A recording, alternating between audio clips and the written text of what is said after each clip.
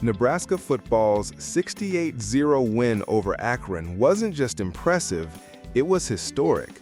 The Huskers recorded their first shutout since the 2009 Holiday Bowl against Arizona. That Wildcats team featured Nick Foles at quarterback. Nebraska also scored 60 or more points for the first time since a 73-7 win over Idaho State in 2012. That team featured a sophomore running back by the name of Ameer Abdullah. It's absurd that the Huskers accomplished both feats in the same night. However, it is essential to put into perspective how dire Akron's situation is. The Zips haven't scored a point this season. The transfer portal ravaged Joe Moorhead's program this offseason as it lost 32 players, including 10 starters. The mass exodus was largely due to Akron being banned from the postseason for the 2025 year after falling below the NCAA's academic progress rate. The Zips were blanked 10-0 in their season opener by a Wyoming team that will finish near the bottom of the Mountain West. Akron didn't even sniff the end zone, as it didn't have a drive longer than 43 yards in that game. But that doesn't take away from Nebraska's 728-yard performance. The Huskers frankly did anything they wanted. It was reminiscent of the common Tom Osborne-era blowouts.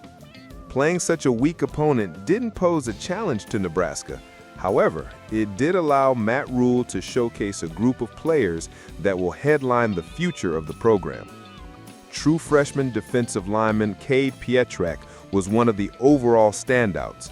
The freshman recorded 3 tackles, with 1 resulting in a safety.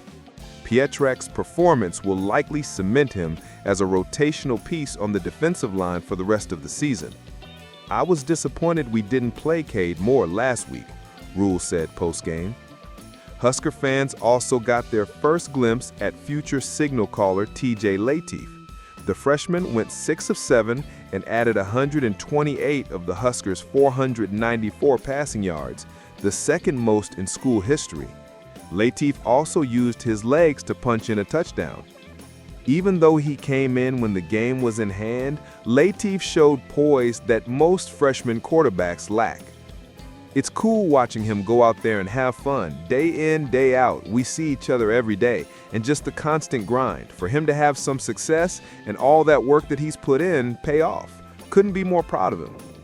Freshman running backs Makai Nelson and Isaiah Mosey both showed that they will be big parts of this offense. The duo didn't do much on the ground, but the two recorded a combined 6 catches for 117 yards.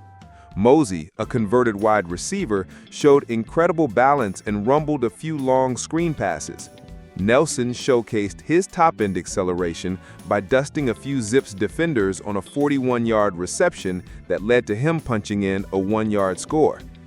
Neither showed much of anything against the Cincinnati Bearcats, but the young backs showed they will be important pieces this season against Akron.